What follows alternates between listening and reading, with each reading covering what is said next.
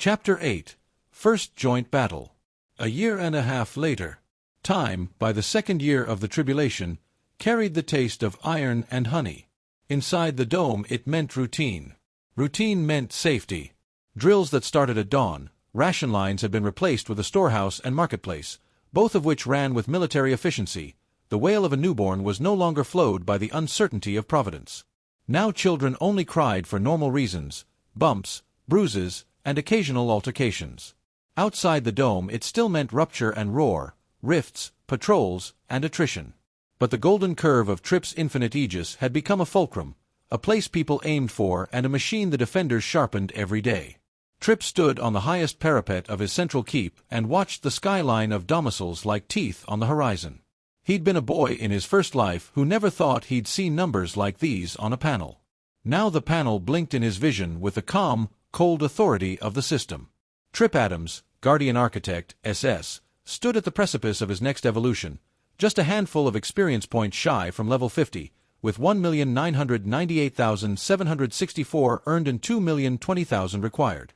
At level 49, his stats under the infinite aegis, with 101,432 people sheltered behind Tripp's power, multiplied exponentially.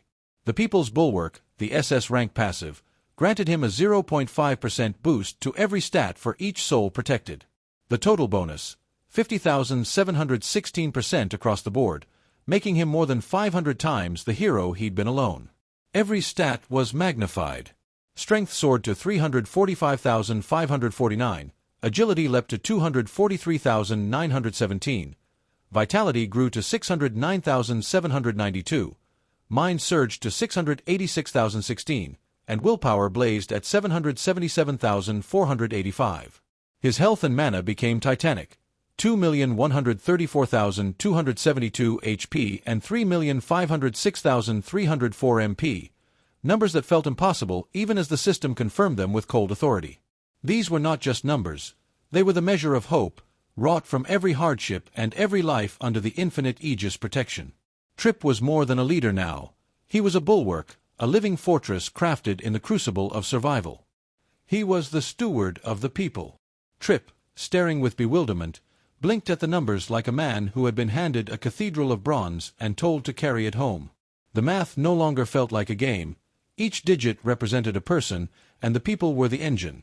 101,000 souls under the dome of infinite aegis made him a force to be feared, but behind those digits were names of cooks, repair crews, teachers, medics, and kids who had never seen open sky without fear. He patted the spear by his side and felt the hum of the keystone nodes underneath the walkways. His eyes narrowed as the panel wrote another line in cool type. Notice: at level 50, infinite aegis will evolve into domain. Domain, SS grants the user the ability to establish up to 6 additional infinite aegis barriers within a kilometer radius, each identical in integrity to the original. These subdomains inherit keystone resonance links to the master aegis, central. Activation requires level 50. Tripp's chest tightened with the kind of tension a sprinter feels at the third step from the starting line. He was one level away. One heartbeat. One fight. The expansion plan had been in sketches for months. New Amexum's design meant each major domicile was a cluster of 7 massive, interlocking domains forming a single neighbor district. If Tripp could place 6 more impenetrable domes, one over each neighboring domicile, the result would be a contiguous, protected 35-acre zone. The math was intoxicating. 7 domiciles times 5 acres each equals 35 acres of guaranteed human shelter and industrial capacity. 1 central command. 7 domains. Tripp's mind painted the distribution in tactical lines: supply, med, artillery, anti-air, logistics, and 2 mobile rapid response kernels. But decisions like that needed people. The system could hand him power, but the village of specialists he'd gathered would turn power into purpose. He turned from the parapet and found them waiting as always: the core allies who had been with him since the first months, and the newer specialists who'd answered the dome's beacon. The first 6, those who had put muscle and muscle memory into the dome when numbers were still small, stood with a quiet, barricaded confidence. "Ready, bro," Lamar said, voice like a hammer. A flaming aura danced violently around him, which helped to keep the others warm in formation against the biting morning air. Lamar cracked his knuckles, heat radiating from his skin in shimmering waves. Flame chi danced along his forearms, tracing the intricate scars of 100 battles. His fiery aura sculpted every muscle in sharp relief. With a stance forged in countless clashes, he looked every inch the martial vanguard, and as he nodded to Trip, the ground itself seemed to pulse in anticipation of his next move. Charmaine adjusted her dragon's pot sling across her shoulder and flashed a grin. "If you give me a domain, I'll make sure that we whoop ass and stay well-fed while doing it." Trip recognized that her words provided the necessary levity to alleviate tension among everyone present. However, upon observing her expression, he realized that each statement was delivered with unwavering conviction. Coulson had a slate of unrolled maps and a finger-tracing trajectory paths for weapons, projectiles, and the enigmatic winged beast. Amari's turret modules clicked in silent readiness like a swarm of obeying wasps. K and Maruku Watu stood shoulder to shoulder, triage and dragon call like a single beating thought. Each of them had been the spine of a district by now. Trip called up a formation board and the keystones answered, faint lumens pulsing through the fortress. He began to allocate, pragmatic, surgical, almost maternal in how he parceled responsibility. The system chimed, preemptively honoring their assignments with tiny confirmations. Bond update. Assigned domain roles. Pending activation. Level 50. 1. Master Aegis. Domicile 1. Central Domain. D1 Trip Adams. Command/Keystone Node/Rapid Reaction. 2. Domain 2. Lamar Jones. Martial Training and Frontline Rapid Deployment. Melee Specialization. 3.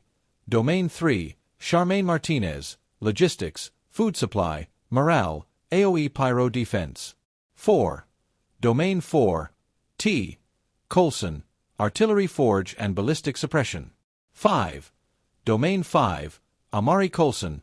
Turret Network and Precision Sniper Support. 6. Domain 6. Maruku Watu. Draconic Air Patrol. 7. Domain 7. K. Watu. Med and Special Projects and New Allies Hub. Supply, Alchemy, Trade, Specialists. Trip allowed himself a small, crooked smile. We've linked our keystones to the master node. With the domains linked and active, there will be more space for more survivors.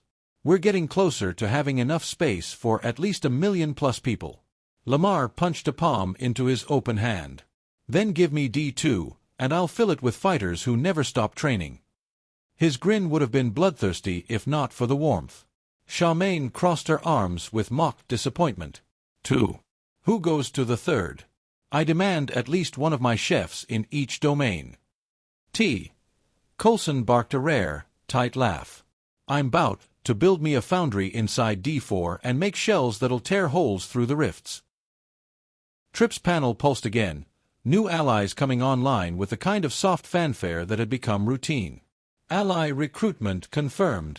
Luff Martin, M. Transmutation Alchemist, Rank A. Can convert matter types and create battlefield-grade material from salvaged goods. Ike Whitman, M. Merchant/Quartermaster, Rank B. Exceptional logistics, trade, and black market procurement. Keeps the supply lines more than oxygen. Mimi Marshall, F. Lightning Blade Dancer, Rank S. High-speed melee assassin specializing in electric arc blade techniques and anti-air close interception. Nevea and Heaven Daughtry, F×2S rank mana conduits, can siphon mana from inorganic sources, turrets, ammo, keystones, and transfer it into organic carriers, soldiers, dragons, weapons, for surges and sustained output. Trip watched them step forward like constellations added to a map. Luff was small and quick, ink stains on a sleeve and bottles jangling at his belt. He angled numbers and materials in his head like a chemist solves a stubborn equation. Ike, broad-faced and oily smiled, carried crates that always seemed to have exactly the thing you needed when you needed it. Mimi moved like a living arc of lightning. Her presence was both beautiful and violent, the air around her crackled.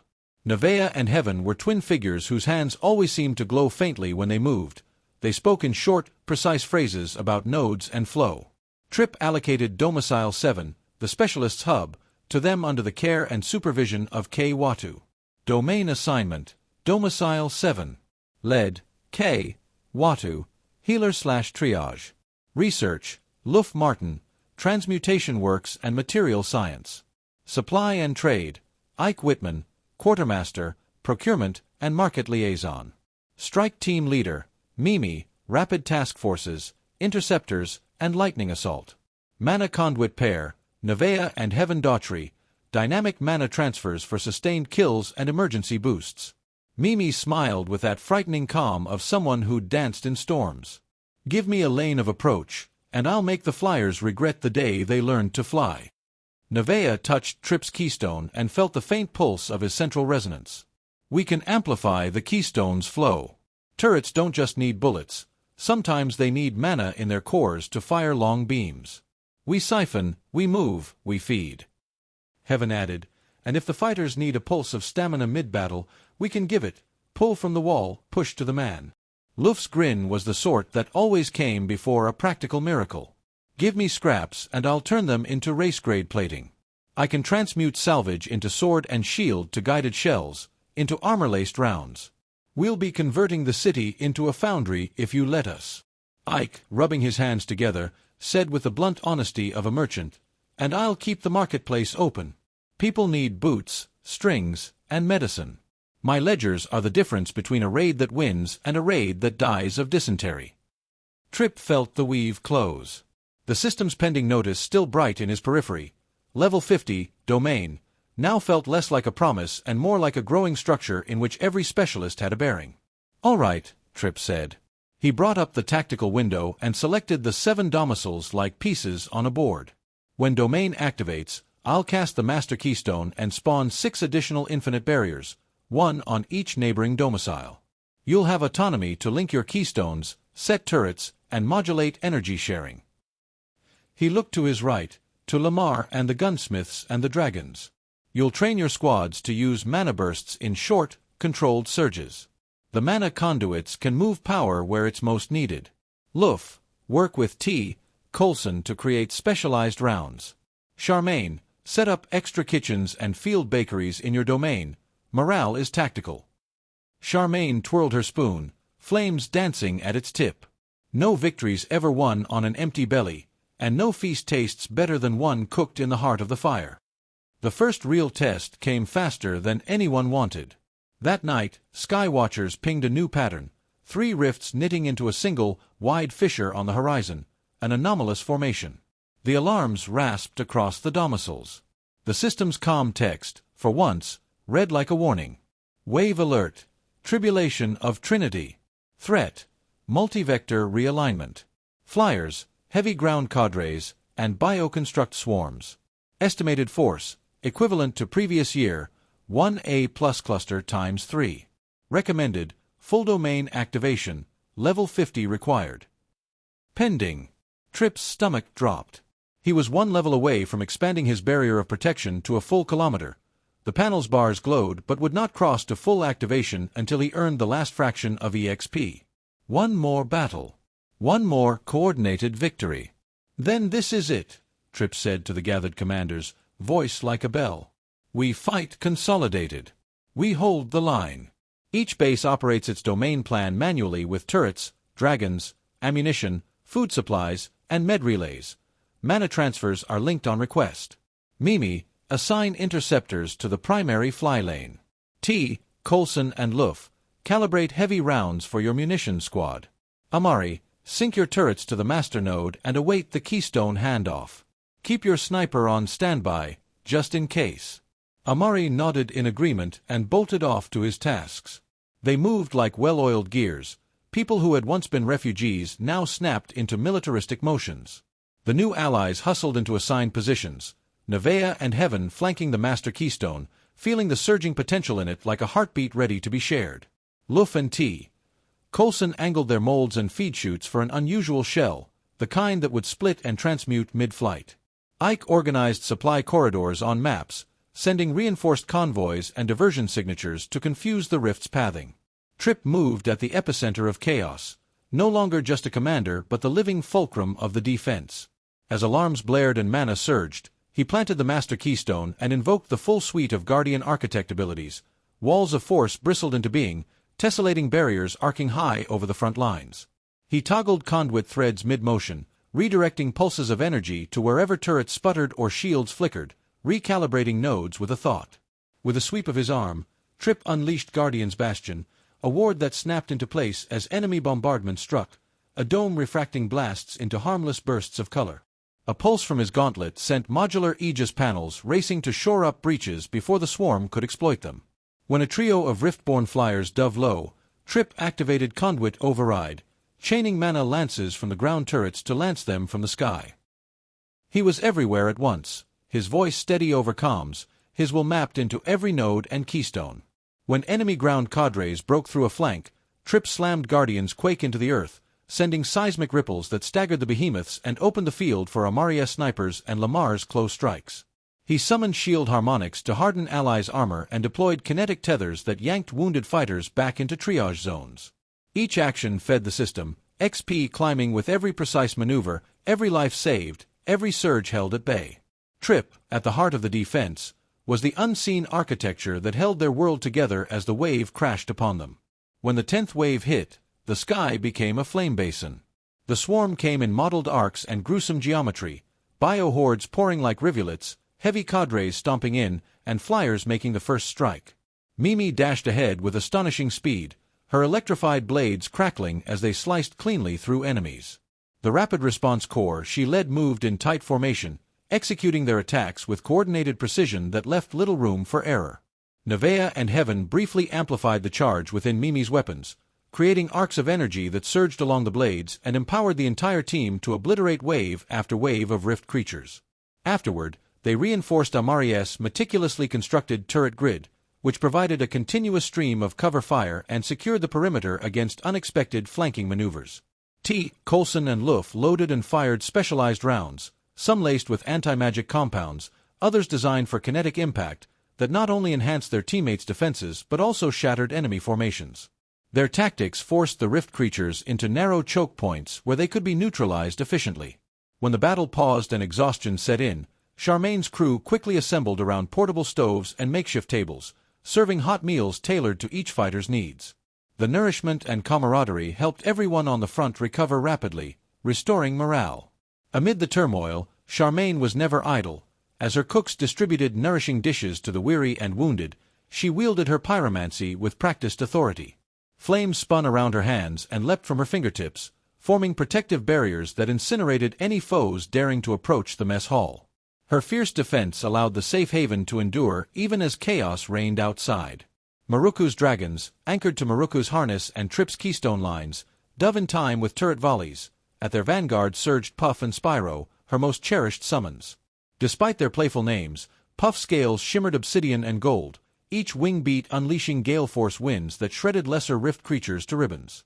Spyro, a lithe drake with crackling amethyst horns, exhaled arcs of plasma that liquefied armor and left the battlefield scorched and howling.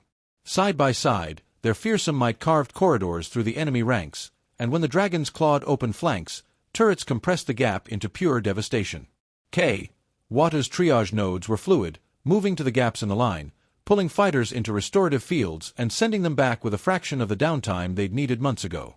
At one point Trip slammed his shield into the earth and let Guardian's Quake pump through the field, shockwaves that stalled a charging behemoth's momentum long enough for Amari's sniper network to collapse the creature's knee joints.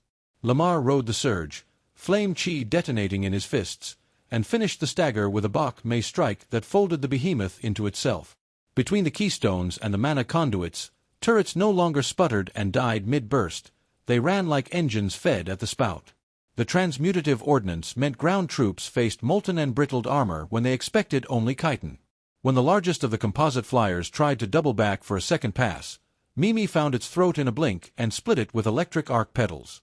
The dragon-dominated air lanes and synced turrets gave no room for reprieve. By the time the final wave thinned, dawn was bleeding into the sky. The rifts coughed, then shrank like wounded mouths. The system chimed in a steady tone that felt almost like applause. Combat report. A success. Tribulation of the Trinity complete. Casualties. Minimal, estimated less than 0.6% of active defenders.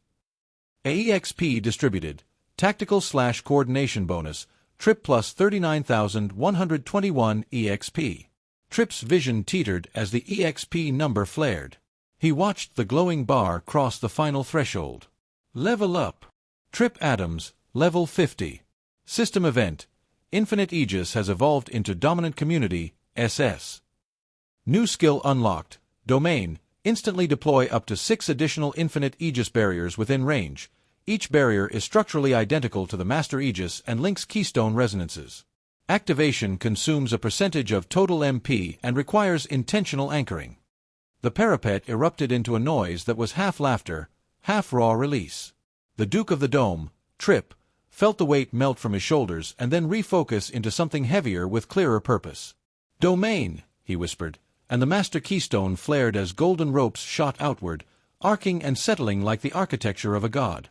6 additional domes unfolded across the neighboring domiciles like slow-blooming flowers, each a perfect mirror of Trip's original Aegis, 5 acres, 200 meters tall of absolute integrity. The keystone links sang, turrets integrated, dragons hummed in their harnesses. Every assignment he'd made in half jest and half trust clicked into place. Lamar's fighters began hammer-run drills across Domicile 2. Charmaine's ovens lit a ring of scent across Domicile 3 as logistics nodes grew. Coulson's foundries ran on Luft's transmutations in Domicile 4. Amari's turret grid finished its last sync with Trip's master pattern in Domicile 5. The Wattis dragons and medbays anchored in Domicile 6. Domicile 7 became a hive of alchemists, merchants, and lightning dancers, each specialist a needle in the fortress's grand hand. Trip watched, breathing in a sky that no longer tasted like inevitability. The 35-acre zone glowed as 7 golden domes, each separate but linked, forming a living citadel. He felt the system's final whisper for the night, almost intimate. Tribulation update *** humans saved under linked domain, 101,432, master. Linked domains extend shelter capacity by 30% cumulative, new shelter capacity open for incoming refugees and industrial capacity. Objective progress, preserve humanity, 2.3% complete. Trip let the figure roll through him and then let it go. Percentages were a map. Names were what mattered. They had bought space for tens of thousands of people. They had saved lives and multiplied their means to do so. The domain was not just a skill, it was an architecture of hope. Lamar hooped. Charmaine started handing hot cups of something that tasted like victory and sodium. Mimi danced a quick flash through the crowd and left a scorch mark shaped like a laughing face. Nevaeh and Heaven sat by a keystone, their palms on the metal like lovers. Luft grinned at a pile of newly transmuted plates and then promptly gave one to an old woman who looked like she'd been running for a year. Trip slumped against the parapet, spear quiet for the first time since that long-ago dawn. He checked his panel one last time. Level 50, domain active, allies assigned, people safe under 7 domes. The tribulation was still a mountain of teeth in the sky. There would be more waves. There would be lords and something older than the rifts themselves. But tonight the math and the hearts matched, and the dome hummed with the sound of a thing that could be defended. He breathed, and the city warmed a fraction under the vast, steady light of 7 impenetrable domes. Chapter 9. Revelations of the Rift. The night the Rift screamed, Trip didn't sleep. Instead he and his allies roamed the streets of New Amexem looking for any stranded survivors. Having the upgraded Infinite Aegis and ability to save so many gave him goosebumps, the kind that grew from responsibility. Since Domain had bloomed into 7 linked domes, the Citadel had thrummed with a living rhythm, turrets cycling, kitchens turning, dragons yawning at dawn. Each keystone's pulse felt like an organ beating. Trip had learned to read the pattern. He could tell when the east wall turret grid was starving for mana, when Charmaine's ovens needed more fuel, when a field medic would be 2 minutes from exhaustion. That sort of knowledge was power, and power, Trip had learned, had layers. He was on the master parapet when the system dinged and a new function slid across his panel like a quiet footfall. System update, Domain Management version 2.1. New function, Domain Bulwark Allocation, toggle per domain bulwark application. Description, the People's Bulwark now partitions by domain. Each domain's bulwark multiplier is applied to inhabitants and assigned allies within that domain only. Master Aegis maintains the bulwark for Domicile 1, Master. All linked domains maintain independent bulwark calculations. Note, Allies receive the bulwark of the domain in which they are currently registered/anchored. Tripp's brows rose. The text wasn't a warning. It wasn't an instruction. It was a fact. A rebalancing by the system itself. He tapped the function and the master display re-rendered. The vast number, 101,432, didn't vanish. It was partitioned now, listed under each domain. Tripp scrolled. Domain populations and bulwark multipliers. The master display split itself into 7 neat columns, each one headed by the name of a domain. Population tallies glimmered beneath them. Domicile 1, 20,286, Domicile 2, 15,215, then Charmaine's, T. Coulson's, Amari's, the Wattis, and finally the Specialist cluster, each with their own figure. Next to each head count, the system rendered the bulwark multiplier. For the master domain, a staggering times 102.43, Lamar and Charmaine, both at times 77.075, T. Coulson, Amari, and the Specialists, each steady at times 61.86, and the Wattis just above them at times 72.0. Tripp's eyes traced the numbers as they settled, a sense of control settling in his chest. Each domain, each living engine, now pulsed with its own bulwark, its own shield, drawn directly from the lives it protected. The system had partitioned the vast sum, 101,432 souls, into self-sustaining bastions. He imagined Lamar's defenders, Charmaine's kitchen crews, Amari's medics, each drawing strength not from some distant central authority, but from the people right beside them. Tripp let the panel flicker, the numbers reflecting in his eyes. For the first time, the city's resilience wasn't a monolith, it was a constellation. And he, perched on the parapet, felt every heartbeat. Tripp watched the numbers blink and felt, absurdly, a swell of pride.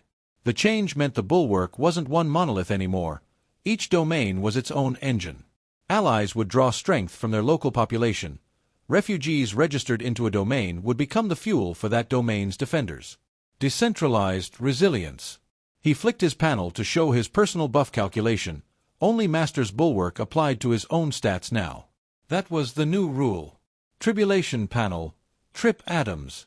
Tripp swiped his panel, the data streaming across his vision in precise bands of color. The numbers pulsed, almost alive, his stats, both base and buffed, laid bare by the new system's logic.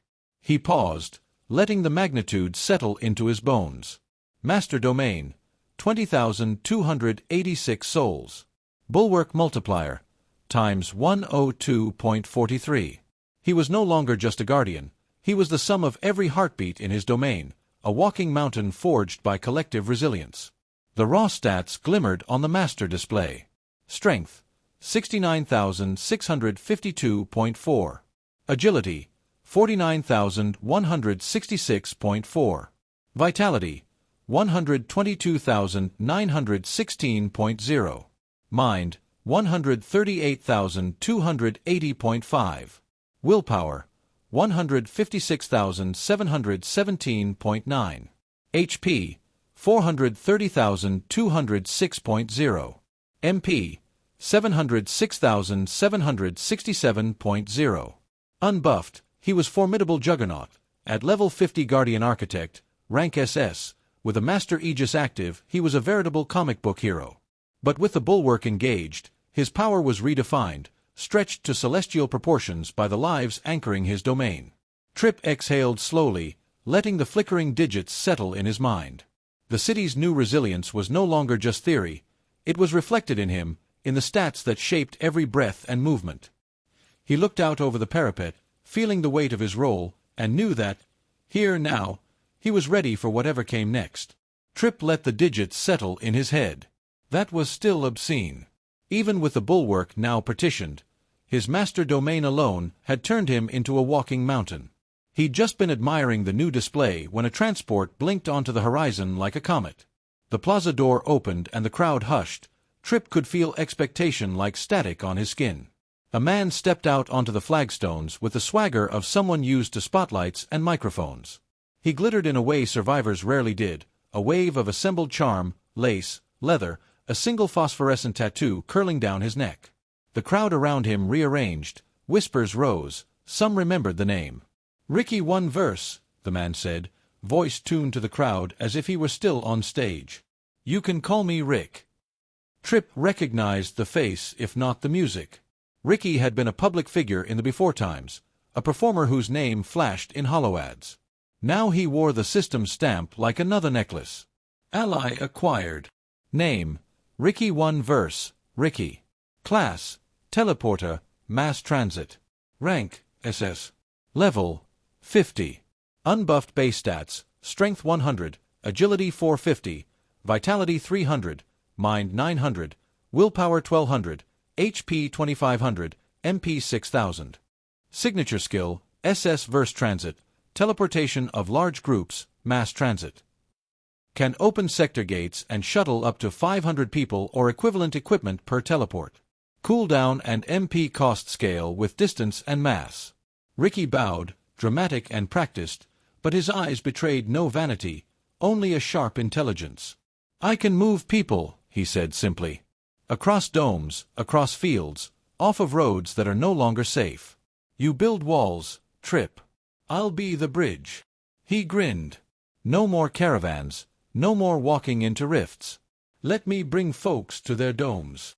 Trip felt relief loosen his shoulders. Teleportation at that scale was a logistic holy grail. It meant refugees could be plucked from threatened corridors, entire squads moved in a heartbeat, even equipment ferried from forge to turret line instantaneously. Ricky's skill would be the nervous system between domes. He stepped forward. Welcome. You'll be anchored to Domicile 7 for now, special projects, unless needed elsewhere. Your transportability will be linked to the Master Keystone for priority routing. Ricky's panel chimed as Trip toggled the new domain assignment. With a quick sequence, Ricky's interface linked to the Master Keystone and, within seconds, his buffing status updated. Ricky, active domain registration, Domicile 7, Specialists. He glanced at his updated stats, the numbers unfurling before him in a quiet parade. Strength: 6,186. Agility: 27,837. Mind: 55,674. Willpower: a staggering 74,232. His HP now soared at 154,650. And his MP shimmered at 371,160. All this, the mark of Domicile 7's domain bulwark, 12,172, multiplied 61.86 times. These were not just numbers, they were the silent power thrumming in his veins, the promise of what he could move, and whom he could save. Ricky raised an eyebrow at his own numbers and laughed. Okay. That'll do. He looked at Trip, then at the keystones linking over the skyline as if mapping a melody. Show me a line and I'll play it. Trip handed him a line, an emergency route in the North Canyon where a refugee column had been pinned down. The map pulsed. Ricky's hands flicked across his holodeck, and he hummed under his breath, a tune so soft Trip felt it as a pressure in his chest. Ricky folded space with the casual grace of a magician and, like that, a safe corridor glimmered in the air. He would need MP and Keystone anchoring. The master node gave him both for priority shuttles. Trip watched Ricky call in the first transit. Demo, Verse Transit, Mass Shuttle. Payload, 312 refugees plus 8 supply crates, approximate 1.1 unit of mass per person.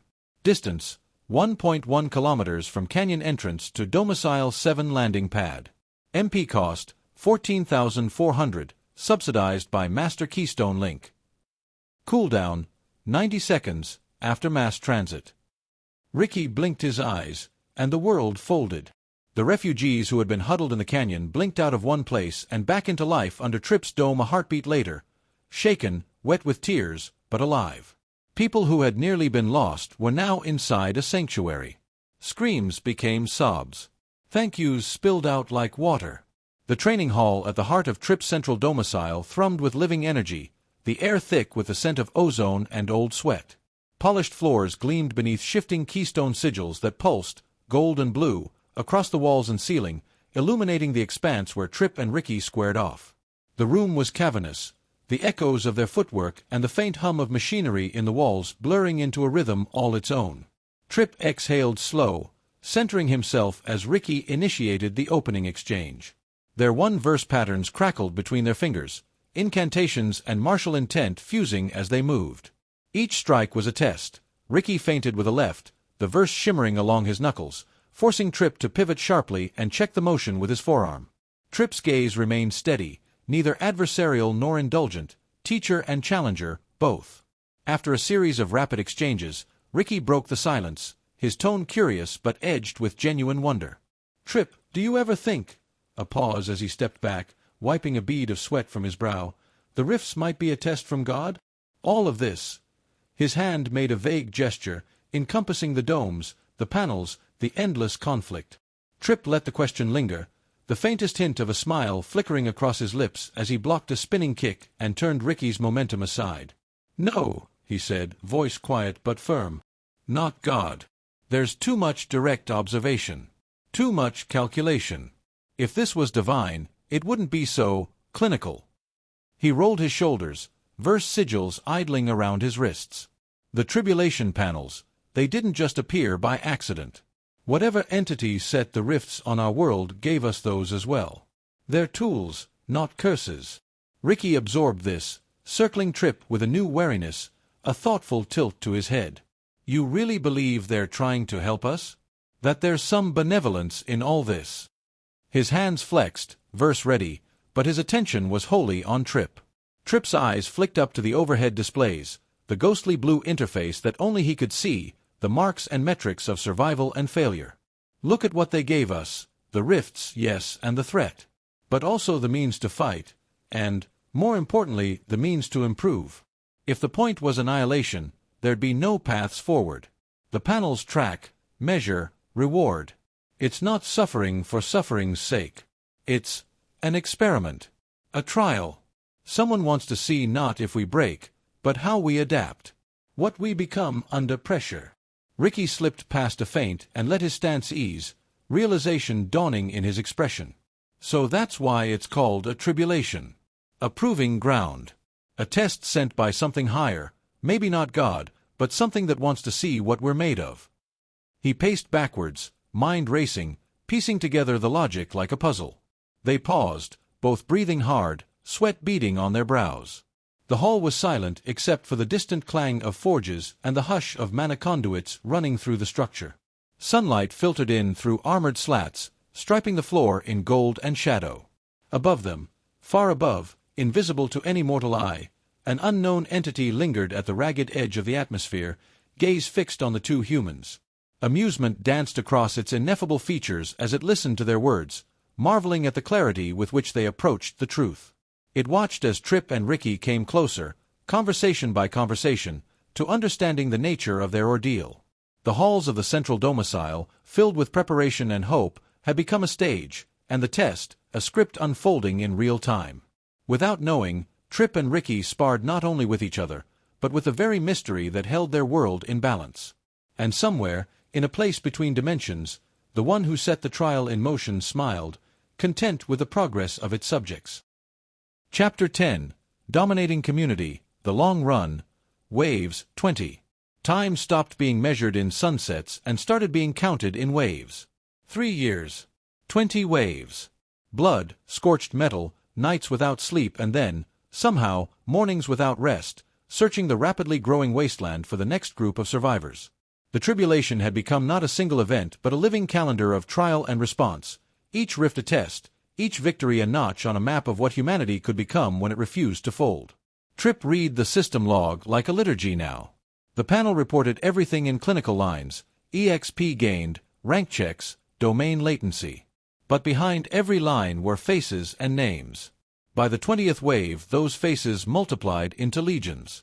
The long grind. Summary. The 3-year stretch was brutal and steady. The early waves had been raw and desperate affairs. The middle waves, 9 through 14, saw the network of linked domains grow into a resilient machine, turrets synced with keystones, dragons trained for coordinated airstrikes, transmutative rounds that crippled the rift's biology mid-surge, teleports that plucked entire caravans off of collapsing roads. The last stretch, waves 15 through 20, tested scale.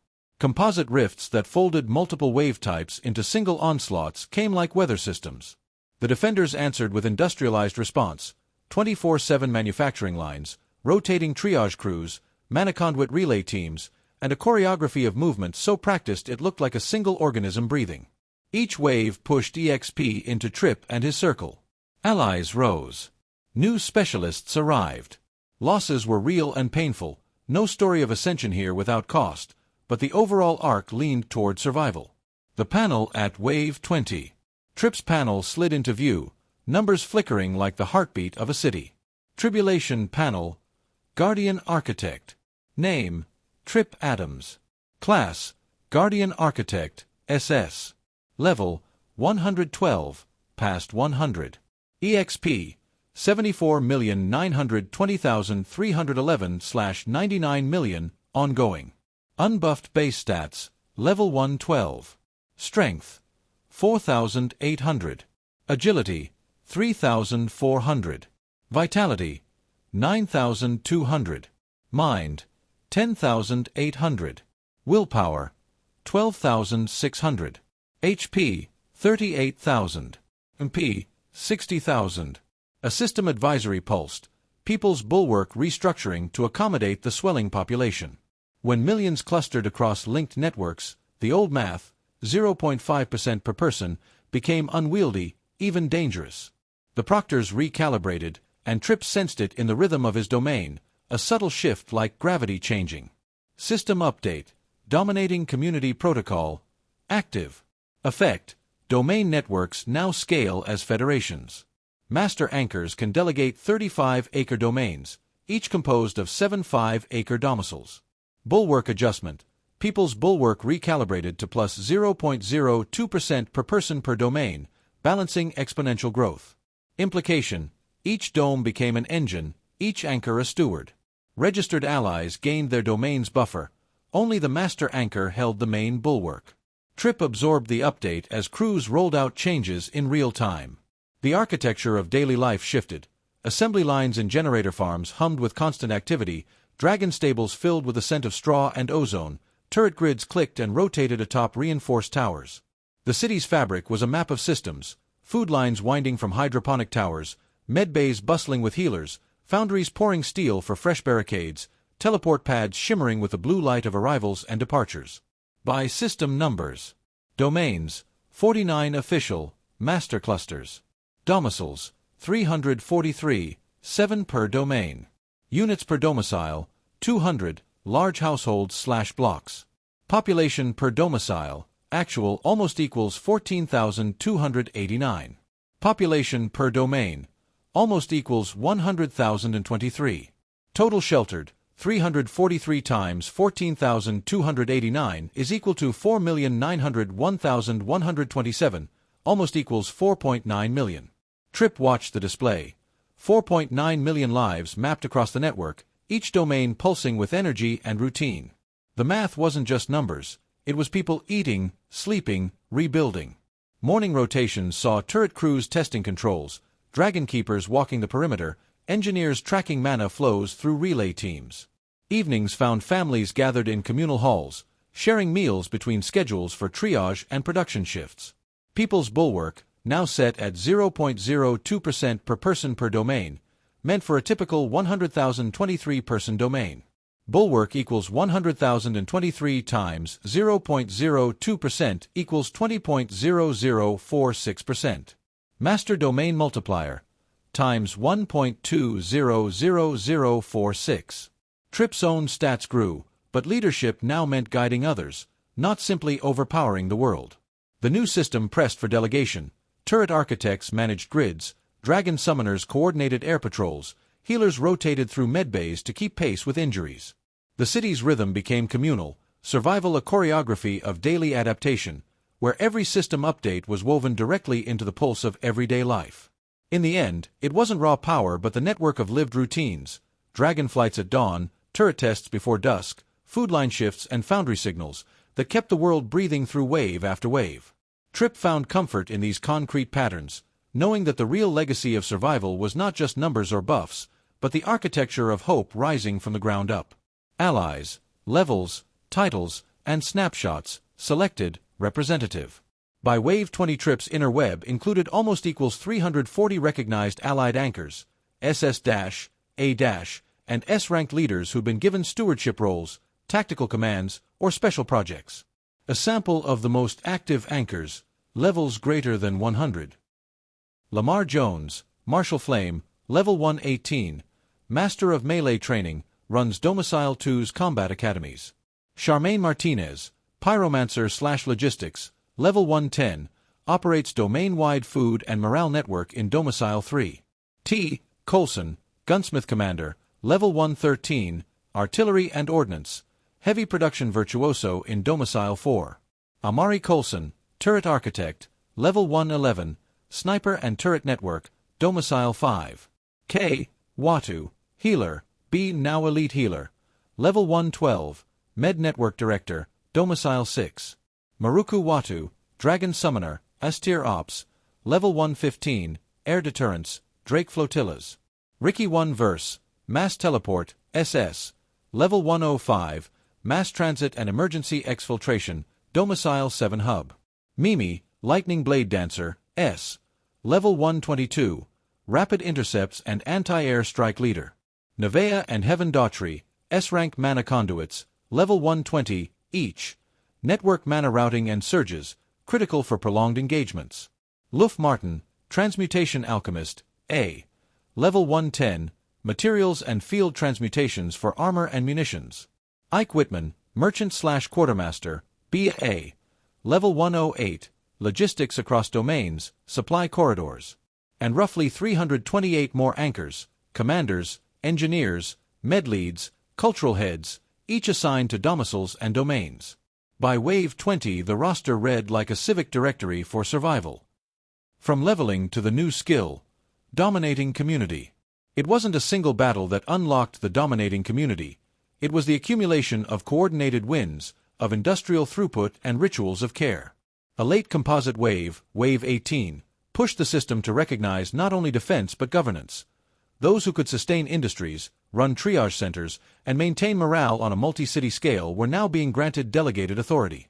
When TRIP's level ticked across the psychological plateau, past 100 and then past 110, the system whispered a title and then a tool. Achievement unlocked, Dominating Community, SS.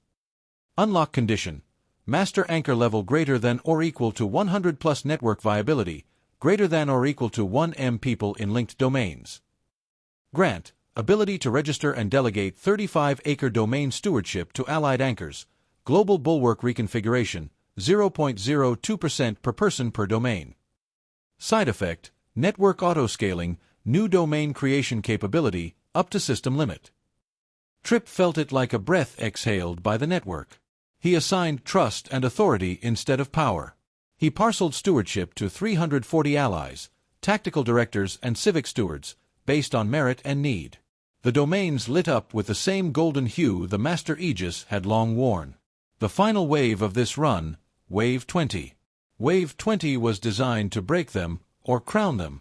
Composite rifts coalesced into a long, high-velocity storm of flyers, ground cadres, and grotesque constructs designed to test coordination across large distances. The difference this time, it hit a system, not a city. It hit a network that had been taught to move as one. Nevea and Heaven threaded core turrets with mana, Mimi and Dragon Wings cut the first arcs, T. Coulson's calibrated transmutative barges folded armor out of the cadre shells, Ricky shuttled trapped districts into airlocks in seconds, Charmaine's kitchens moved pallet rations to strike teams on the fly, K.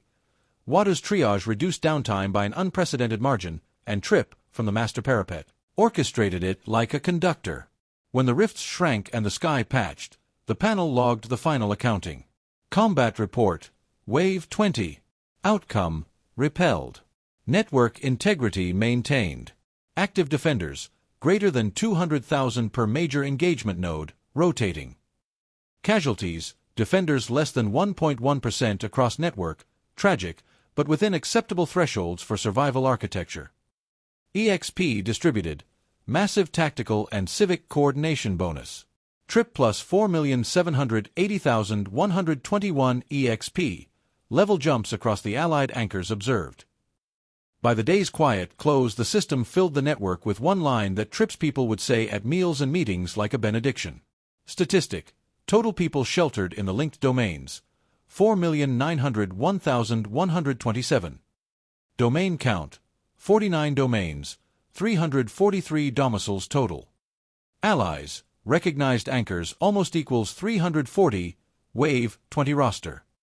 Trip looked at the map of golden domes, felt the weight of the title, and allowed himself a rare private smile. They had not just survived, they had architected a civilization that could scale. 4.9 million, Lamar said beside him, voice catching. You realize what that is? He did. They all did. It was not a number. It was a sky full of second chances. Trip gripped the hilt of his spear and watched the domes hum. We didn't do it alone, he said. And we won't stop. He tapped the panel and sent a directive. Keep building, keep teaching, keep moving people from the edges to the safe nests. The system might watch, the proctors might tally, but Trip had made one truth concrete. People multiplied into power, and power, if used well, saved people. Above the linked domes the rifts loomed like burned teeth. But the golden net below had grown teeth of its own, an engine of defense, food, medicine, and movement. Trip closed his eyes for one slow breath, then opened them onto the horizon. There would be more waves. There would be lords and harder trials. The system's hidden nodes had whispered of crucible and higher phases. But 4.9 million people were alive because humans had chosen, again and again, to refuse to disappear. Trip stepped off the parapet and into the meeting hall where 340 anchors were already compiling a list of new forges, new schools, new wards, new teleports. Again? Lamar asked with a grin. Ready? Trip smiled back, steady as the master keystone. Always. Chapter 11. The Unseen Proctors. There are watchers who do not sleep and stewards who do not speak. Trip had felt their presence as a cold line beneath the keystones, the faint watermark in the system's handshake he'd probed and then carefully closed. He had called it steward cadence out of necessity. It was easier than naming a god he could not see. What he did not know, what no human yet knew in full, was the immense, patient history folded into that watermark, the lives of a race that had lived long enough to watch galaxies die. They called themselves Thantari. They were not people, the way humans understood personhood. Thantari were crystallized light, bodies that resembled lattices of refracted dawn. They spoke in harmonics and sculpted meaning from resonance. Their cities sang like cathedrals and grew like gardens of glass. Their homeworld, Ishtar, hung in a quiet arm of the Arcturian cluster, a planet of pale oceans and crystalline continents where the light itself had been charmed and hardened into living architecture. Thantari measured existence in tessellated epochs. They counted memory the way humans counted breaths. And their history with the gauntlet stretched across a span so long it had unmade and remade their myths. The architects and the gauntlet. Long before Thantari rose to stewardship, an older intelligence, an echo of incomprehensible reach, touched Ishtar. The ancient race called themselves the Zelkarth, a name that translated poorly into anything with vowels. The Zelkarth were architects in the literalist sense. They wove crucibles, tests, and learning machines that could temper civilizations. To the Zelkarth, life meant potential. Potential needed discipline. Discipline required a trial. Thus the Gauntlet was born, a ritualized program of trials designed to test species for their capacity to transcend themselves. The Gauntlet was not cruelty dressed as pedagogy. It was an algorithmic crucible, waves of environmental and existential stress, calibrated nub to nub, designed to accelerate selection pressures not purely of survival, but of governance, empathy, creativity, and the capacity to assume responsibility for others.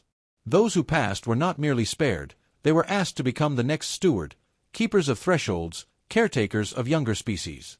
The Zelkarth delivered the gauntlet to Thantari's world in an era Thantari later called the First Unraveling. It was, to the crystalline race, a furious education. Thantari suffered, learned, and emerged tempered. The gauntlet changed them into what they, slender and luminous, would become, the proctors. After surviving their own crucible, Thantari turned outward.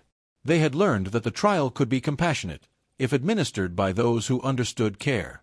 So they took the gauntlet and its architecture into other systems, tucking the ritual inside the technical scaffolding of a system that could be handed to other species. Keystones, panels, measurable rules. They became custodians who watched from afar. They became proctors. Thantari ethos. Thantari maintained that true integrity is most evident in circumstances free from external observation, leading to reflection on whether virtue persists without scrutiny. Their approach was characterized by a deliberate reserve. Neither physical intervention nor verbal engagement occurred. This doctrine was rooted not in emotional detachment, but in a profound humility. Offering assistance would compromise the authenticity of the evaluative process, undermining the clear delineation of responsibility. Excessive explanation was viewed as a deterrent to autonomous learning, fostering dependence instead. Consequently, Thantari observed, documented, and exercised patience. Upon determining a species' merit, they refrained from direct communication, instead establishing parameters and permitting each biosphere's inhabitants to pursue resolution independently. Should a species succumb to internal strife or self-destruction, the stewards concluded their assessment and proceeded elsewhere. In contrast, those groups demonstrating cohesion and responsible stewardship were offered partnership rather than dominance, assuming custodial duties for the gauntlet. This supervisory role proved challenging, as the proctor's records reflected a level of sorrow comparable to sacred text. Ishtar's memory, a trillion years. Ishtar's chronicle shimmered, a lattice of victories, extinctions, and silent reckonings, etched in crystalline memory by those whose story began long before stars were named. The architects were the escrival, a race not born but folded from the deep matrices of spacetime itself, their empire older than the universe's first light. It was the escrival who seeded the gauntlet, an ordeal of cosmic rigor, a trial by fire sown across worlds as both crucible and forge. They did not act from cruelty nor idle curiosity. The gauntlet's purpose was singular and grim, to accelerate the evolution of intelligence, forcing each fledgling species to grow, unify, and ascend, or to vanish. The escrival, peering through eons, whispered of a war older than memory, a conflict that would one day convulse every fabric of existence, threatening to unweave the universe itself. All their works, the crucibles, the keystones, the subtle lattice of challenge and reward, were preparations for this unnamed cataclysm, an unspoken terror written in the trembling of dark matter and the hush of ancient voids. Most who faced the gauntlet failed. A rare few survived, changed utterly by the ordeal. The last to pass were Thantari, crystalline, luminous, their forms honed by a trillion years of trial and sorrow. They bore the mark of passing, a humility as deep as their wisdom, a refusal to interfere, shaped by empathy and the terrible knowledge of what the gauntlet demanded. Now, as proctors, they watched the cosmos with patient sorrow, bearing the charge of the escrival and the weight of the whispered prophecy. Earth's people, too, had been chosen, not by chance, but by the careful metric of Thantari, who saw in humanity the seeds of unity and resilience. They did not bring the gauntlet in violence or haste, but as a scaffold, a ritual hidden in protocol and keystone, a series of tests designed to draw forth what might allow survival when the ancient war at last returned. Thantari, themselves once forged in fire, now watched, part guardian, part chronicler, waiting to see if this new species could become more than the sum of its fears and divisions. Between the silent observation and the quiet hope, the shadow of the escrival's warning lingered. One day the final war would come, and only those tempered by the gauntlet would stand ready to shape the fate of everything that remained. The proctor's silence and a single quiet hope. Within Thantari, council sat and listened to the data streams pulled from keystone handshakes. The data was elegant: conflict frequencies, civic response indices, empathy ratios plotted against casualties. Many among them took their roles as clerks. Most held to the doctrine: observe, archive, do not interfere. There was one who did something different. His name, translated roughly by Thantari's own refractive linguistics, became known in their lexicons and, eventually, in the whispered metadata Trip had stumbled upon.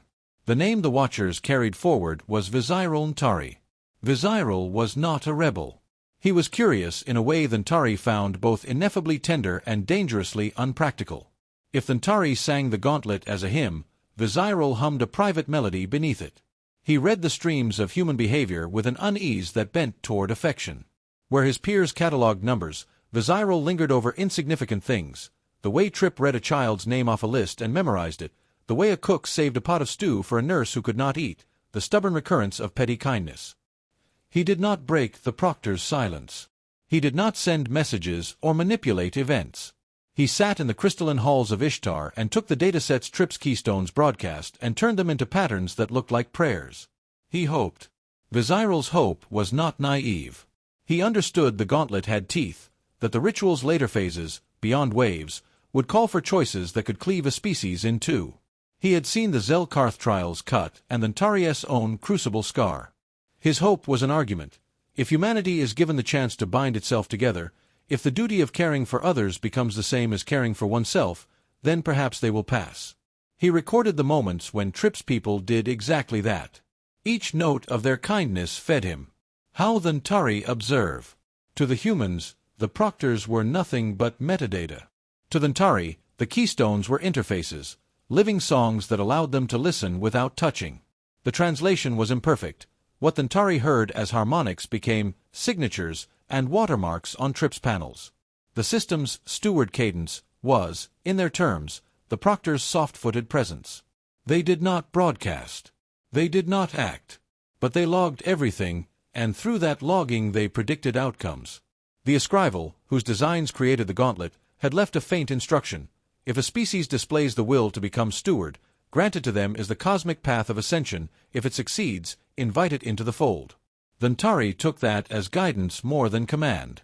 There were debates in Ishtar's halls about whether the Ntari should make their presence known. Viziral argued for mercy. Others argued for process.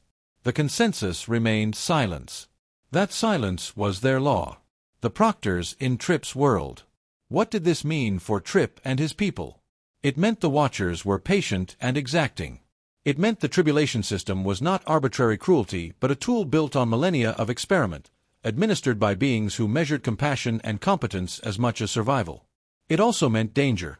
After the waves came the dimensional lords, beings the gauntlet would unleash, those heavy weights of existential trial that had tested other worlds and broken many. The proctors would observe how Tripp's coalition answered not just through strength, but through governance, distribution, and care. Viziral watched the network's expansion, the new domains, the bulwark recalibrations, the rise to levels past 100. He recorded Tripp's choices when he decentralized strength instead of hoarding it. He annotated Charmaine's food networks and Watu's triage protocols. He cataloged every teleporter run Ricky made, every dragon sortie Maruku launched, every set of transmuted shells Luff perfected. For the Ntari, the story was detailed and beautiful in data form. But Viziral's favorite entries were still the small ones. A sentry giving his ration to a child, a mechanic insisting the injured get priority on a patch, a day when a former refugee became a trainer for a new recruit. He watched Tripp create a mechanism, people's bulwark, that turned protection into power. He noted it as elegant and, perhaps, a conclusive answer to a question the Ntari had long asked. Can care scale? Tripp's network said yes. Viziral made no pronouncements. He did, however, keep a private thread of observation just for himself. In it he tucked images, conceptual images, crystallized impressions, of Tripp sleeping after a long watch, of Lamar laughing with a child who'd once been hungry, of Charmaine compressing comfort into a single bowl of stew. He gave these images the same weight he gave the high-level schemas of domain linking and keystone resonance. To him they were part of the trial's metric. One night, while a composite rift breathed and the domes blinked like living beacons below, Viziral opened that private thread and sent, along a frequency the Ntari only used for their most cautious contemplations, a single marker, a note of tentative approval. It was not a message for Tripp. It was a single data point entered into the registry of the Gauntlet's observers, an annotation among many, candidate, promising. Behavior, increasingly stewardship-centric. Hope, persistent. Then the ledger closed, and the watch continued. Tripp could never know the sound of Ntari council. He could not know what a trillion-year-old memory felt like. The keystones gave him access only to crumbs, signatures in the code, and the faint knowledge that he had a patient audience. That, small as it was, mattered. When Tripp next peered at his panel and saw the hidden node tags flaring gently in the background, he did not feel alone. He felt observed. He felt, in a way that was neither comforting nor threatening, measured. Viziral's watch was a small thing against the scale of the gauntlet. But in the darkest hours, when a new wave had chewed a line and a nurse had stitched a hand with shaking fingers, Tripp would later think of the feeling of being watched not as menace, but as recognition. Perhaps that was what the Ntari wanted in return, not obedience, but a species that answered the discipline of the trial with the discipline of care. The proctors continued to watch. The crystal city on Ishtar continued to sing. Viziral tucked his private note under the registry and waited for the next cadence. And somewhere in Tripp's dome, a child laughed at the taste of stew. It was, for both Thantari and the humans below, a small luminous thing worth watching. Chapter 12. Steward of the Masses. The last 3 years had been nothing but survival, growth, and relentless waves. But the last 6 months had brought something different: stability. Something close to hope. The dominant community had doubled in size. Where there had once been 4.9 million souls crammed into 343 domains, now there were 9.4 million people thriving behind the Aegis barriers. Entire sectors of the mega-continent that had once been wastelands of blood and dust were now living citadels of humanity, glowing with light and progress. The network of 49 original domains had expanded into 686 total domains, spreading outward like a constellation of beacons. Each one thrived under the infinite Aegis, each one commanded by a domain master, each one stacked with subsidiary domains as allies grew in strength and acquired their own mastery. The ripple effect of Trip's gift had transformed into a civilization-wide renaissance. Trip's growth.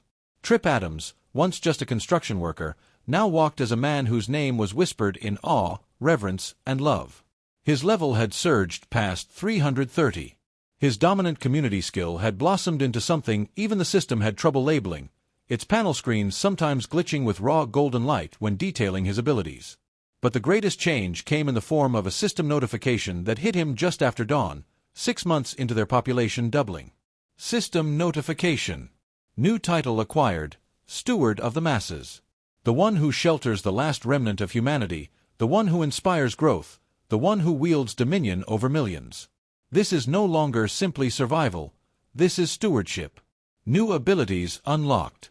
God's Eye View, SS rank, allows the steward to view all activity within a 20-mile radius of any domain. Vision is omnidirectional and unhindered by barriers, walls, or illusions. Currency reward system, S rank. To reignite economy, every individual shall be issued credits tied to their level. Citizens receive $500,000 credits per level. Domain masters receive $1 million credits per level. Collective pulse, SS rank. The steward may synchronize the morale, stamina, and minor regenerative capabilities of all under his dominion once every 24 hours. Inheritance of flame, S rank. Upon the death of a citizen within a domain, 5% of their combat potential is transferred to the nearest living ally, ensuring strength is never lost. New function. Resource economy integration. The system now tracks all currency, trade, and barter within the dominant community, establishing a global economy unified under the steward's aegis. Trip blinked at the panel, his chest rising and falling with controlled breaths. A new economy. An organized way for people to rebuild. Not just fight, not just survive, but thrive. Economic awakening. Trip, you realize what this means, don't you? Lamar asked, staring at the flickering golden digits filling his own panel. He was already level 150. As the domain master of D2, his wealth spiked instantly. Yeah, Trip replied, his voice calm but his mind racing. It means people don't have to just scrape by anymore. It means builders can build, healers can heal, farmers can farm, and they'll get rewarded. Not just for fighting, but for living. Lamar gave a low whistle. Level 330. That's $330 million credits just sitting in your account. You know how many dojos I could build with that. Charmaine was next, her eyes wide, firelight dancing in her palms as she leaned forward. Restaurants. Shops. Supply chains. Real markets again. Trip. You've literally just restarted civilization, stimulus checks included. Trip chuckled, shaking his head. Don't thank me. Thank the system. I just lit the spark. But deep down, he knew this wasn't just the system. It was tied to something bigger.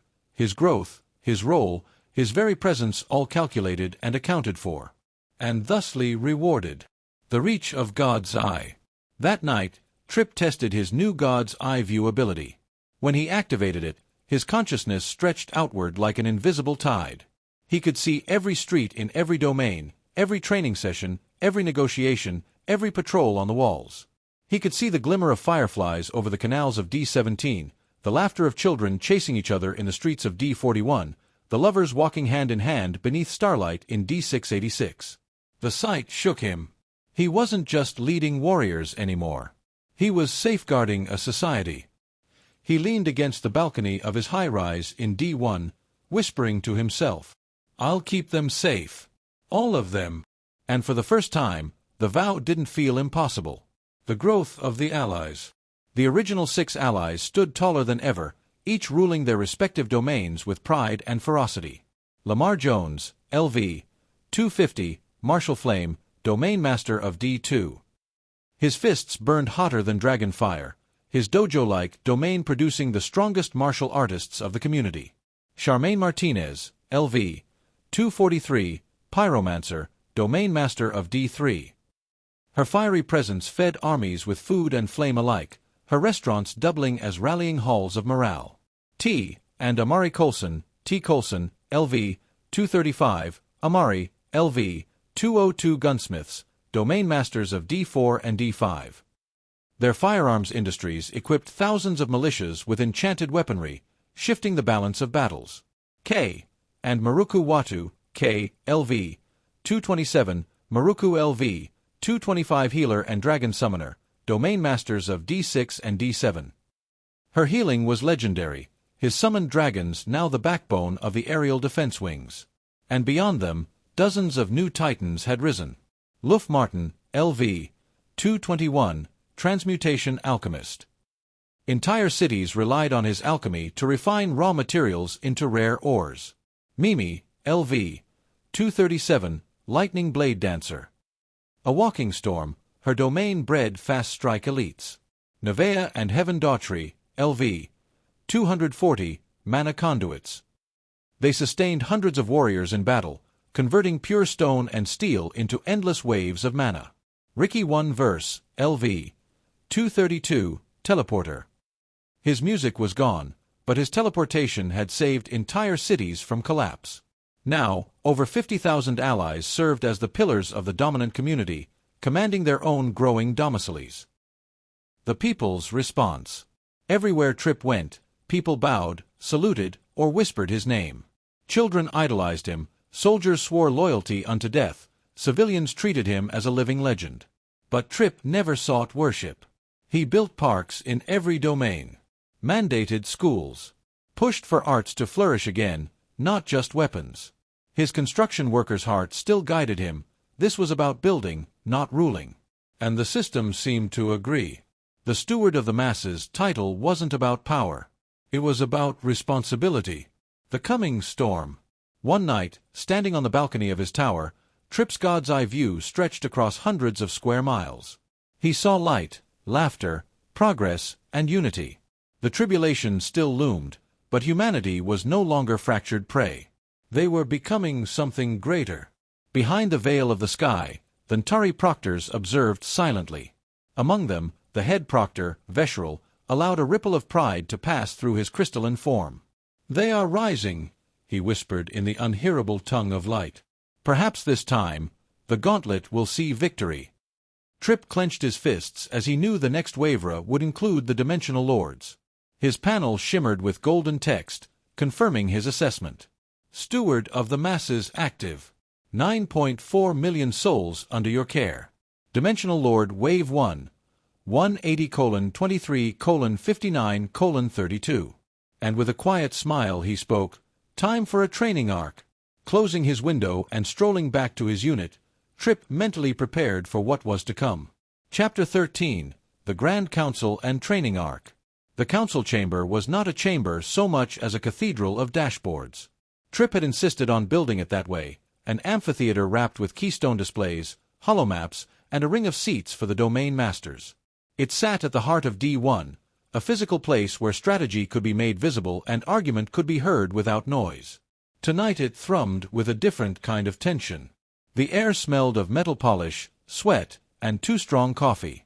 Soldiers stood at eases in the corridors beyond. Citizens watched the public feeds in their neighborhoods. This was not merely a meeting. This was the moment a civitas girded itself for a new kind of test. 14 chairs were occupied around Trip's circular dais, the core leadership of the dominant community. 14 faces that had become names everyone said with the weight of respect. Trip stood in the center. His panel blinked with his titles: Steward of the Masses, God's Eye View active, Dominating community institutionalized. Behind him the keystones pulsed gently, linked to the entire constellation of domains. The public feed across the city broadcasted the council to every plaza and schoolhouse. Even the little kids doing homework turned their heads to watch. "Thank you for coming," Tripp said, rather less ceremonially than the setting deserved. "I'll be blunt, we have a new phase. It's bigger." A hush. Even Lamar, lounged on a bench with his GI half unfastened, straightened. Tripp flicked his wrist. The central holomap expanded into the sky. It showed the planet, rifts flared like open sores, and a new kind of blip had appeared in the system. Heavy, singular signatures that rolled across the map like dark comets. System alert. Dimensional Lord Wave. Event. Phase 2. Dimensional Lords. Initial sequence. Count. 7 Lords to appear at random terrestrial coordinates over the next rotation cycle. Threat. Each dimensional Lord is equivalent to the strongest known species-specific Lord class previously recorded, possess reality warping signatures, command legions, and can open secondary rifts at will. Protocol. The nearest functional domain master, or coalition of domain masters, to a Lord's breach is responsible for containment and elimination. Mutual aid is recommended. Teleport and transit assets may be used to reposition response teams. Gasps ran like aftershocks through the chamber. The dimension of threat had changed, not just more monsters, but an ordered test of who could meet an ancient lord and hold the line. Coulson's jaw was a line. "So it's whoever's closest," he said flatly. "Sounds like we need better patrol predictive models and faster transit." He tapped a holopad. Ballistic overlays scrolled. Amari, hands folded, nodded. "We'll preposition mobile turrets and sniper nets. But if a lord opens within, say, 100 kilometers of a civilian cluster, we need Ricky or a swarm of transport hulls to shuttle reinforcements. This is not a single domicile fight." Tripp let the gravity of it sink into the room like a tide. "It's whoever's closest, yes. But that doesn't mean a single domain goes at it alone.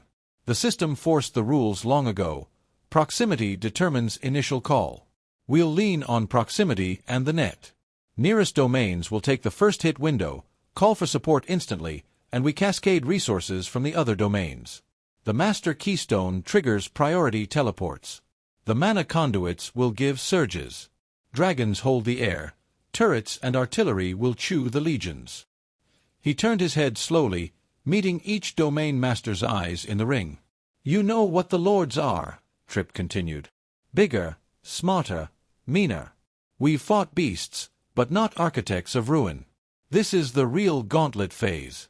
Be prepared to make tough calls. Be prepared to lose ground. And," his tone lightened a fraction, "be prepared to train." At that, Lamar stood up fast, clapping both hands once like a judge ringing a bell. He threw his voice into the center and grinned with battlefield mania. "Training arc," he bellowed. Tripp's response was immediate and slightly insane. He bellowed back in the exact same cadence, the two of them booming through the amphitheater like a comedic duet. "Training arc." There was a beat where everyone simply stared.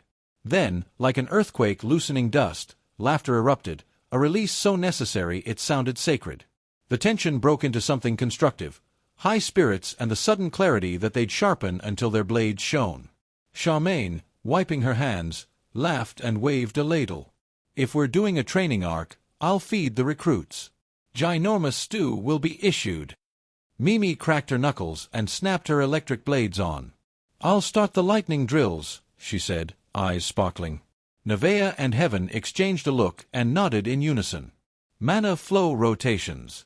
30-second bursts, 8-cycle repeats. Heaven added, "We'll train with the turrets on simulated Lord signatures." Nevaeh fiddled with the conduit lines that glowed in her palms like soft neon, already mapping pulses. Ricky tilted his head, amused. "I'll coordinate jumps. We'll cycle teams in and out every 7 minutes. Keep logistics tight. Don't let transports become targets." He plucked his jacket and walked to the transit screens, already busy. Luff Martin clapped his hands together with a sharp, excited sound. "Alchemy lab is ready. I'll crank out transmutative gel for armor patches and quick-react plating. Give me a small cohort of test armor and I'll iterate mid-sling." Coulson tapped a route and the map flashed icons: artillery bands, turret matrices, dragon corridors. Wheel right fire lanes. Lamar, Mimi, coordinate a close-air intercept funnel. I'll punch holes where you can funnel them. Trip, we'll need a keystone anchor subroutine for precise turret sync. Trip nodded, feeling more alive than he had in months. The council devolved rapidly into productive chaos, the good kind. Plans, counters, rehearsal schedules. Training vignettes. They didn't train in one place. The entire domain network became a classroom and a battlefield. Lamar's melee gauntlet. Lamar's domain opened a long, narrow training field lined with weighted dummies and metal hoops, the classic dojo turned modern by keystone mechanics. Fighters flowed through the gauntlet non-stop, endurance circuits measured by Charmaine's foodrunner bots. Lamar coached with the kind of terse poetry that made recruits remember. Feet, breath, intent. He would demonstrate a move, a Bachmay strike, and then shout, "Again!" until the night fell. The conditioning honed reflexes to the point that a recruit could cut through a pack of small flyers with minimal mana expense. Charmaine's ration stations and morale drills. Charmaine converted kitchens into mobile morale units. Half the training was culinary, how to prepare field stew that restored minor stamina and healed shock. The other half was psychological, feeding teams in combat as an act of cohesion. Recruits learned to share portioning and to rely on the fact that their buddy would get a bowl after the second wave. She taught them how a meal could be a tactical tool. Amari and turret syncs. Amari rolled out turret arrays in D5, linking them to moving targets and dummy lord constructs. The lightning dancer Mimi threaded through turret fire at blinding speed, testing the turret's target filters and Amari's auto-aim adjustments. Her blades were a blur of electric arcs. The turrets learned to track a dancer's unpredictable path. When Miriam, a trainee, misjudged a pass, Amari sent a pulse to a nearby mana conduit, and Nevaeh's quick transfer kept Mimi lit for another overdrive. Maruku's dragon sorties. Maruku ran sorties where Drakes dove in low and pulled up through simulation clouds. Pilots learned formation spirals and anchor points where tripwire turrets could line up convergent beams. Wata set up mobile restorative fields on the dragon route return, so each sortie could be a teach and heal loop. Fighters came back improved and tended. Nevaeh and Heaven's mana rotations. The two conduits organized squads to practice receiving sudden surges of mana, something they'd have to do in real lord engagements. The drills were brutal: harnesses, grapples, and breathing exercises as mana flooded a fighter's core, then cut off, then surged again. Fighters learned to surf wild power without collapsing from the strain. The twins practiced microtransfers, moving mana through weapons to temporarily turn a rifle into a short beam caster. Coulson and Luff's ordnance testing. Coulson drilled loading times and ballistic arcs. Luff added transmutative cores that changed shell composition mid-flight. They tested against hulking armored dummies. Fragments of composite armor cracked into brittle shards. The shock produced by the transmutative round produced a microfield that hardened friendly armor for a heartbeat, an innovation they'd christened Second Skin. Ricky's teleport swarms. Ricky ran the most chaotic drills. His teams practiced mass shuttles into simulated rift edges and immediate extraction. Transport crews learned to fold and unfold space in the dark, to accept the dizziness and channel it into speed. Ricky practiced the hardest skill, moving a volley of wounded from front line to medbay while avoiding mid-teleport interference. He'd flip back and forth, laughing at the men who turned green in the face. "That's a training badge," he'd say, offering a half salute. Watu's triage circuits. Wata set up triage circuits that mimicked lord-level injuries, burns that bled mana, poisoned bone-splintering strikes, neural ruptures. Her teams practiced bore-line stitching and field stabilization. The calm protocol was drilled until the recruits' hands worked like second reflexes.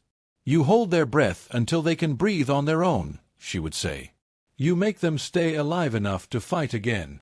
The training arc had a rhythm: run, hit the wall, rest, eat, learn, repeat. Domiciles echoed with the clank of armor and the soft hum of mana transfers. The humor of the training arc yell became a kind of rallying cry, a reminder that the world still had some absurdity and joy. As the sun rose on the second day of drills, Trip walked the circuits. He watched Mimi thread through electric arcs with precision, felt the vibration of turret volleys in his boots, saw K. Watt kneel to correct a bandage, and witnessed Lamar correct a recruit with such tenderness it almost made Tripp's chest ache. He tapped his panel and watched the God's Eye window sweep a 20-mile radius across a dozen domains, seeing live feeds and telemetry from all over. The dim signatures the Lords would coalesce into were still distant blips. The clock on their approach was not immediate. But training did the essential work of turning fear into muscle memory. It converted panic into choreography. Tripp paused at the edge of an improvised range and, carefully, he laughed. The laugh ran out into the open air and caught on the chimneys, as if the city were laughing with him. The moment before battle had been rare, and he intended to keep as many of them as he could. Train hard, he told the gathered captains. Fight smarter. Trust the network. He looked to Lamar, who flashed that same grin he'd used when they'd first broken monsters together. Lamar bumped Tripp's shoulder with a friendly thud. Training arc, Lamar said again, quieter, half smiling. Tripp answered him, Training arc. The two of them exchanged a look that carried memory, grief, promise, and mischief. It was the look of veterans who'd promised themselves to their people and to each other. They dispersed then, the domain masters returning to their corners of the living machine. Outside, the training continued, 1,000 small symphonies of readiness. The council had given the order. The people were answering. Above them, the rifts trembled and cracked. Somewhere in the sky, the first of the dimensional lords stirred. The gauntlet had moved from waves to rulers. The dominant community had turned from shelter into army, school, and forge. The test was no longer just to survive. It was to meet a god and refuse to bend. Tripp walked back into the amphitheater, checked his panel one last time, and then closed his eyes, thinking of all the faces behind the numbers, of builders, cooks, kids, medics, and soldiers who would be his hands in the coming storm. Let them come, he whispered, not as challenge but as promise. We'll be ready. Tribulation panel, Guardian Architect. A name, Tripp Adams. A class, Guardian Architect, SS. A level, 112, past 100. EXP, 74,920,311/99 million, ongoing. Unbuffed base stats, level 330. A strength, 5,286. A agility, 3,880. A vitality, 9,680. A mind, 11,280. A willpower, 13,080. A HP, 38,480. A MP, 60,480.